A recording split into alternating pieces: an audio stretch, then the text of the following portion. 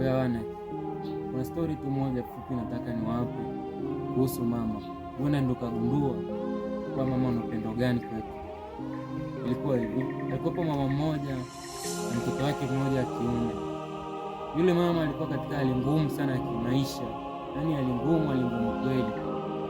Yule mtoto wake wa kiume hajawahi lala na njaa, hajawahi kosa pa kulala. Kila siku alikuwa ni furaha, kila siku alikuwa anavaa. Mamake alipambana sana kumhudumia mwanae, yaani aling'ang'ana sana. Siku moja yule mtoto uzalendo ukamshinda, ikabidi amuulize mamake, mama, mbona sisi tuna mazingira magumu? Mbona maisha yetu si ya kimaskini? Hivi mamangu unafanyaje mpaka mimi nakula, naishi, na vimba?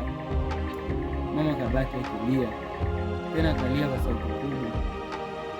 Akaambia, mwanangu, napitia changamoto nyingi sana kwenye kukutafutia.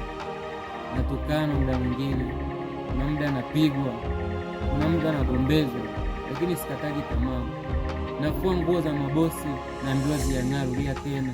Ila yote asikati tamaa, na pambana ili mradi tuwe mwanangu upate kula, upate kuishi. Ule mtoto alilia sana, wakabaki wote wawili wanalia na mama yake. Akaambia, mama, nitapambana kusoma, nitapambana ni bila kuchoka, ili mradi siku moja nije nikuheshimisha. Na hata kama wewe unaangalia video hii, kama naona imani kuna siku mama yako atakwambia 50,000 utampa 500,000, tafadhali usiruke video hii. Sema, Mwenyezi Mungu naomba unilinde nitimize ndoto zangu.